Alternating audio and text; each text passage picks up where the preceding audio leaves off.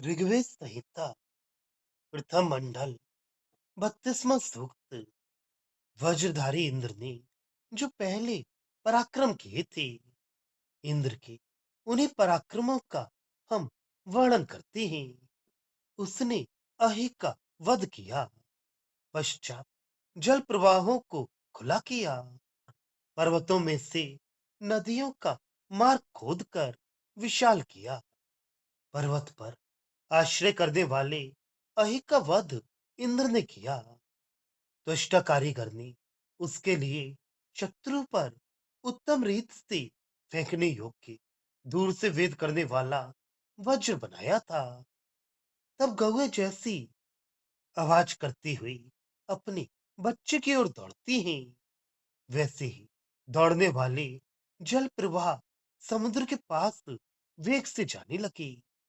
बलवान इंद्र ने सोम को स्वीकार किया, 3 पात्रों में रखे हुए रस का पान किया। धनवान इंद्र ने बाण और वज्र को हाथ में पकड़ा और अहियों में से इस मुखिया का वध किया। और हे इंद्र, जब अहियों में से प्रमुख वीर का वध किया, तब कपटियों के कपटमय षड्यंत्रों का भी विनाश किया। पश्चात आकाश में उषा और सूर्य को प्रकट किया। तब तुम्हारे लिए कोई शत्रु निसंदेह नहीं रहा। इंद्र ने बड़े घातक शस्त्र से बड़े घेरने वाले वृत्र का उसके बाहु काटने के पश्चात वध किया। कुल्हाड़ी से छेदे गए वृक्ष की शाखाओं की तरह वह अहे पृथ्वी के ऊपर पड़ा हुआ है। महाघमंडी और अपने को अप्रतिम योद्धा मानने वाले वृत्र ने महावीर, बहुत शत्रुओं का प्रतिबंध करने वाले शत्रुनाशक इंद्र को आवाहन देकर युद्ध के लिए बुलाया। पर पश्चात इस इंद्र के आघातों का सामना वह नहीं कर सका। पश्चात इंद्र के शत्रु वृत्र ने नदियों को भी स्वयं गिरते गिरते तोड़ डाला।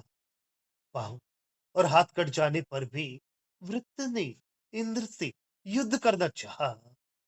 इंद्र ने इसके सिर पर वज्र मारा। वीरहीन मनुष्य के बलशाली वीर के साथ सामना करने के समान वह वृत्र अनेक स्थानों पर शस्त्र के आघात सहकर पृथ्वी पर गिर पड़ा। इस पृथ्वी के साथ सोने वाले वृत्र को लांघकर बाढ़ से तट को छिन्न भिन्न करके बहने वाली नदी के समान मनोहारी जल प्रवाह बहने लगी। वृत्र ने अपनी महिमा से जिन जलों को बद्ध कर रखा था, उनके पांवों के नीचे सोने वाला ही अब वही अही बन गया। वृत्र की माता की संरक्षण करने की शक्ति कम हो गई। वह माता पुत्र के ऊपर सो गई। पर इंद्र ने उस माता के नीचे से वृत्र पर प्रहार किया। उस समय माता ऊपर और पुत्र नीचे था। बछड़े के साथ जैसे धेनु सोती है, वैसी ही वह दानु वृत्र माता पुत्र के ऊपर सो गई थी। स्थिर न रहने वाले और विश्राम न करने वाले जल प्रवाहों के बीच में वृत्र का शरीर छिपा हुआ था और ऊपर से जल प्रवाह चल रही थी। इंद्र के शत्रु वृत्र ने बड़ा ही अंधकार फैला रखा था।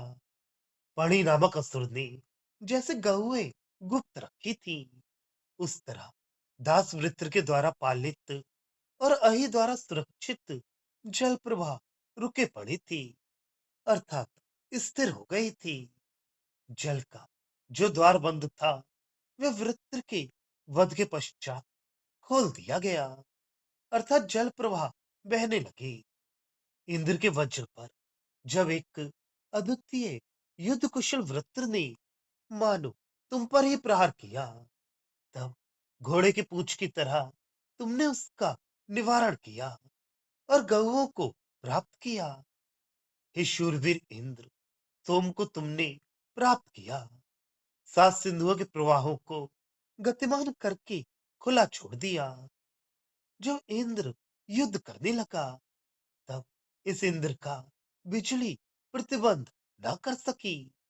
मेघ गर्जना और जो हिमवृष्टि हुई वह भी उसका प्रतिबंध न कर सकी। गिरने वाली विद्युत भी इस इंद्र को न रोक सकी। इंद्र और अहि परस्पर युद्ध करने लगे। उस समय धनवान इंद्र ने अन्य शत्रु प्रेरित कपट प्रयोगों को भी जीत लिया। हे इंद्र, वृत्र का वध करते समय तुम्हारे हृदय में यदि भय उत्पन्न हो जाता, तब तुमने अहि का वध करने के लिए किस दूसरे वीर को देखा होता। अर्थात तुम्हें छोड़कर दूसरा कोई वीर मिलना संभव ही नहीं था। तुमने तो 9 और 90 जल प्रवाहों को अंतरिक्ष में भयभीत शेन की तरह पार कर दिया। वज्रबाहु इंद्र जंगम और स्थावरों, शांत और क्रूरों सिंह वाले का राजा है। वही मनुष्यों का भी राजा है। अरों को जिस तरह चक्र की नेमी धारण करती है, उस तरह वे सब उसके चारों ओर रहते हैं। अर्थात वही सबका धारण करता है। भावार्थ, इंद्र ने अहि को मारा, पानी बहा, पर्वतों से नदियां बहाई। पर्वतों पर का बर्फ पिघलने से सिंधु, गंगा आदि नदियों का बहना प्रत्यक्ष दिखता है। इस प्रकार नदियों को बहाना इंद्र का पराक्रम है। कारीगर त्वष्टा ने शत्रु पर उत्तम प्रकार से फेंके जाने योग्य वज्र को बनाया। उससे इंद्र ने पर्वत पर रहने वाले अहि नामक शत्रु का वध किया। उसके वध होने पर जल प्रवाह ऐसे बह निकले जैसे रवाते हुए बछड़े अपनी मां की तरफ दौड़ते हैं। इंद्र ने सोमपान से उत्साहित होकर अहि नामक असुर जाति के मुख्य मुख्य चुने हुए वीरों को मारा। इसके अलावा और जितने षड्यंत्रकारी थे उनका भी नाश किया। इसी प्रकार सावधानी से शत्रुओं की कपट युक्ति को जानकर उनका नाश करना चाहिए।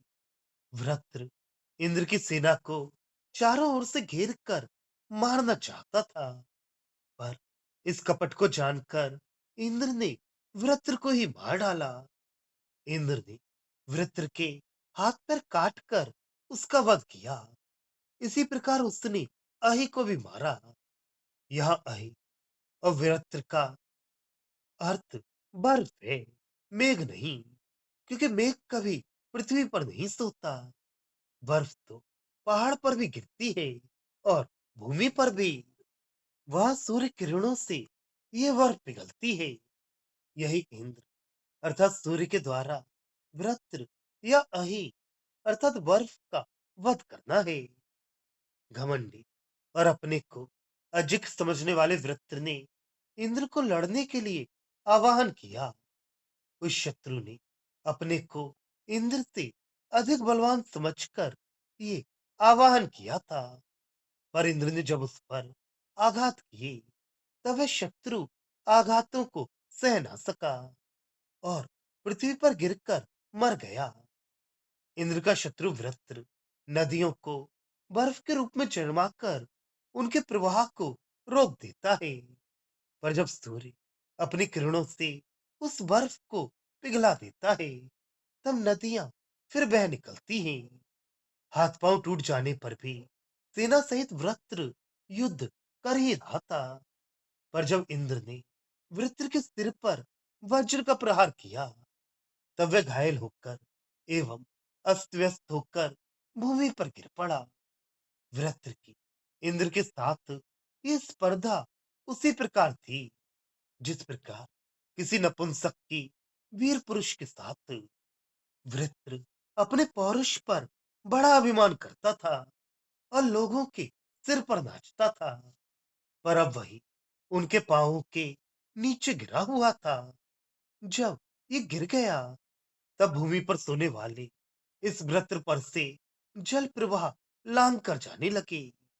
इंद्र ने जब वृत्र पर वज्र फेंका और वृत्र नीचे गिर गया, तब वृत्र की माता वृत्र को बचाने के लिए उसके ऊपर लेट गई।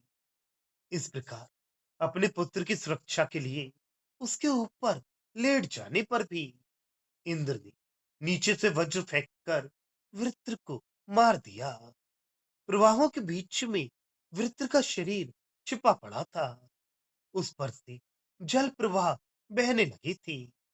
इंद्र की शत्रु इस वृत्र ने चारों ओर घना अंधकार छा दिया था। जल प्रवाह रुके हुए थे। जलों का द्वार बंद था, अर्थात जल प्रवाह बह नहीं पाते थे। तब इंद्र ने वृत्र का वध करके वे जल प्रवाह खोल दिए। नदियों का सब जल बर्फ बन गया था, इसलिए प्रवाह भी बंद हो गई। पर जब सूर्य किरणों ने बर्फ को पिघलाया, तब प्रवाह फिर बहने शुरू हो गई। इंद्र ने वृत्र का वध किया, सोम आदि वनस्पतियां प्राप्त की, गायें प्राप्त की और सातों सिंधु नदियों का जल प्रवाहित किया। सातों नदियां भरपूर बहने लगी। बर्फ के पड़ने पर बर्फ से सब वनस्पतियां ढक जाती हैं, पर सूर्य के कारण बर्फ के पिघलने पर फिर वनस्पतियां प्रकट हो जाती हैं। बिजलियां, मेघ गर्जन, बड़ी वृष्टियां, बर्फ की वर्षा, बिजलियों का गिरना आदि आपत्तियां इंद्र को रोक न सकी। इंद्र के शत्रु पर हमला करने के समय यह आपत्तियां होती रहीं, पर इंद्र का हमला रुका नहीं। शत्रु के परास्त होने तक इंद्र ने विघ्नों की परवाह न करते हुए हमला किया और अंत में विजय पाई।